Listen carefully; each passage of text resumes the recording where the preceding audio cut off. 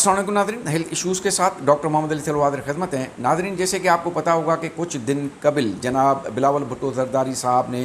Health worker से एक वादा किया था कि उनकी तनख्वाहें जो है वो दूसरे सूबों के बराबर कर दी जाएंगी और इस हवाले से उनको एक ख़ास किस्म की ब्रीफिंग दी गई थी जिसमें उनको बताया गया था कि ये जो मुजाहरे हो रहे हैं, ये जो धरने लग रहे हैं या जो एहतजाज हो रहा है हेल्थ वर्कर्स का, ये सिर्फ ब्लैकमेलिंग है और इनका इस पर कोई भी हक नहीं है, क्योंकि और उनको ये भी बताया गया कि हेल्थ डिपार्टमेंट की कारकर्दगी बहुत बेहतरीन है और जो मरीज़ों को सहूलियात दी जा रही हैं उसमें कोई कमी बेशी नहीं है। लेकिन आज हम इस प्रोग्राम के तवज्जुह से सबसे पहले ये एनालाइज़ करेंगे कि हेल्थ डिपार्टमेंट में कितनी बजट आती है, कितने हॉस्पिटल्स हैं और वो बजट किस तरीके से इस्तेमाल होती है। हेल्थ डिपार्टमेंट के अपने ऑफिशियल वेबसाइट पे दिए गए फिगर्स के मुताबिक इस वक्त सिंध में 8 टर्शरी केयर हॉस्पिटल्स हैं, 14 DHQ डिस्ट्रिक्ट हेल्थ क्वार्टर्स की जो हॉस्पिटल्स हैं, 49 जो हैं वो तालका हॉस्पिटल्स इस वक्त रन कर रही हैं। इसके अलावा एक बहुत सारे फिगर हैं जो मैं आपको स्क्रीन पे दिखा रहा हूँ और ये कुछ इसमें NGOs के पार्टनरशिप पे भी चल रही हैं। और पार्टनरशिप का मतलब ये है जहाँ पर हेल्थ डिपार्टमेंट अपने जो है वो इन्वेस्टमेंट कर रहा है, उतनी ही इन्वेस्टमेंट जो है पार्टनरशिप के हिसाब से उन NGOs की भी होगी।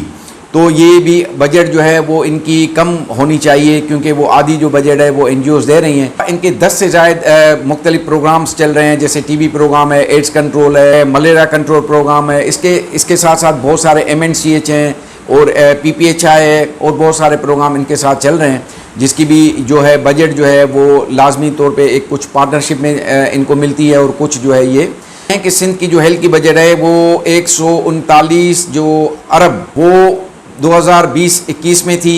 और क्योंकि ये फिर कोरोना आ गया तो इसको बढ़ा के 172 अरब तक लाया गया। और जब हुकूमत ने महकमे सेहत की कारकर्दगी को और बेहतर समझा कि उन्होंने मरीज़ों के लिए बहुत अच्छे काम किए हैं, तो इस बजट को बढ़ा के तकरीबन 206 जो है वो बिलियन तक कर दिया गया। जो ये बजट है वो किस तरीके से खर्च होती है और इसमें से मरीज़ों को कितना फ़ायदा पहुंच रहा है, तो सबसे पहले तो मैं आपको बताऊंगा कि चले हम इसको 206 अरब रुपए की जो बजट है उसमें से हम 50 अरब रुपए, क्योंकि वो डॉक्टर्स की तनख्वाहों में या इस मद में शायद जाते होंगे, लेकिन अभी 150 अरब जो बचते हैं। इस हवाले से जब हमने अपने डॉक्टर से और हॉस्पिटल्स में काम करने वाले लोगों से जब हमने ये डेटा कलेक्ट किया तो बड़े अजीब इंकशाफात हुए। हम टर्शरी और जो डिस्ट्रिक्ट हॉस्पिटल्स हैं वहाँ तक की हम सिर्फ अभी बात करेंगे, तो उससे आपको अंदाज़ा हो जाएगा कि नीचे सतह तक क्या क्या सहूलियात मिलती होंगी जब ये डिस्ट्रिक्ट हॉस्पिटल्स में और टर्शरी केयर हॉस्पिटल्स में भी ये सहूलियात नहीं मिल रही। तो आपको ये ताजुब होगा कि जो इमरजेंसी है उसमें डिस्पोजेबल सिरिंज से लेके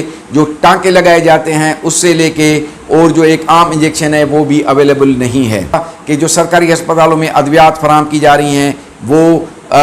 बिल्कुल जो है 2 नंबर और C क्लास की अद्वियात होती हैं। यहाँ तक कि जो नशावर अद्वियात इस्तेमाल की जाती हैं जो ऑपरेशन थिएटर्स में, उनकी क्वालिटी ये है कि वो मरीज़ों को जो है वो उस पर साइड इफ़ेक्ट शुरू हो जाते हैं। जो सर्जिकल आइटम्स हैं, जो दूसरी चीज़ें हैं, वो सारी 2 नंबर जो है इस्तेमाल की जाती हैं। और इस हवाले से अखबारात में भी कुछ खबरें शाया हो चुकी हैं कि जो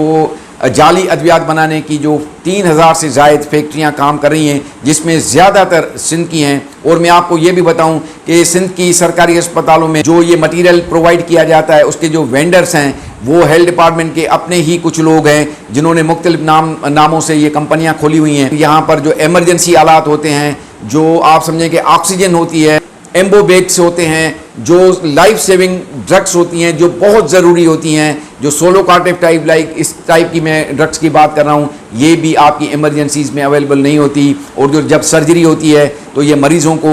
दवाएं लिख लिख के दी जाती हैं, तो वो भाग भाग के प्राइवेट स्टोर से वहाँ पर लेके आते हैं। वहाँ एम्बुलेंसेस दिखाई ज़रूर गई हैं, चलती नहीं हैं, लेकिन उनका फ्यूल कंजप्शन होता है। वहाँ जनरेटर दिखाए ज़रूर गए हैं, वो चलते नहीं हैं, लेकिन उनका डीजल जो है वो यूज़ होता है। वहाँ पर ये लोकल परचेज़ की दवाएं आती नहीं हैं, लेकिन वो पेपर्स में यूज़ होती हैं। डाइट दी नहीं जाती, अगर दी जाती है तो 3rd क्लास लो क्वालिटी की जो डाइट है वो दी जाती है, लेकिन पेपर्स में दिखाया जाता है कि सबको जो है वो आला किस्म का खाना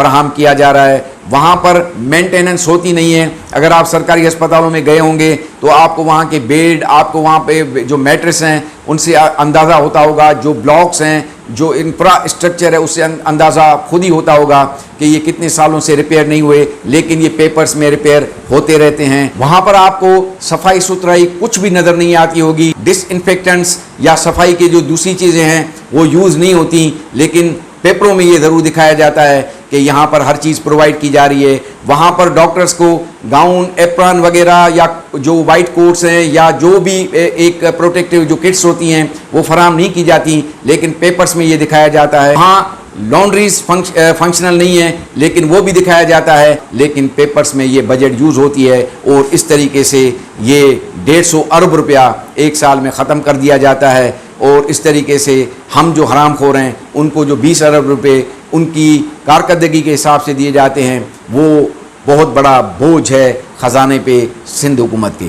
नाज़रीन, मैं आपको ये भी बताऊं कि जो प्रोटोकॉल्स हैं, जो WHO के प्रोटोकॉल्स हैं, उसके हिसाब से मैं ये चैलेंज करता हूं कि सिंध की कोई भी हॉस्पिटल वर्क नहीं कर रही। हम किस हालात में, किस तरीके कार से अपनी ड्यूटीज़ अंजाम देते हैं वो सिर्फ उन डॉक्टर्स को, पैरामेडिकल को, नर्सिंग को और LHVs को पता है, या जो वहाँ जो अमला दूसरा भी काम करता है उनको पता है कि हम किस गंदगी में, हम किस तरीके से हम ओवरलोड होके, हम किस तरीक़ों से जो ये अपनी खिदमात सर अंजाम दे रहे हैं,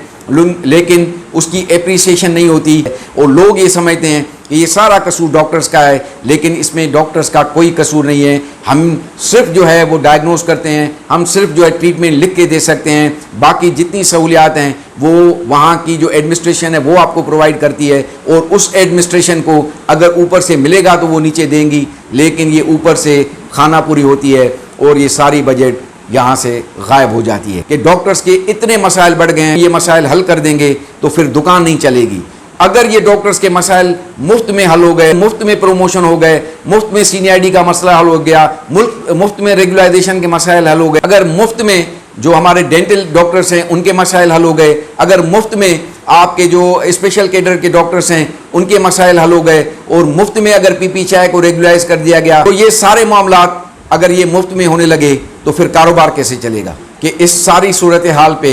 हमने एक लीगल नोटिस तैयार करवाया है जो बहुत जल्द जो है सेक्रेटरी हेल्थ को पेश कर दिया जाएगा। तो मिस्टर सेक्रेटरी तैयार रहिएगा, हम आएंगे।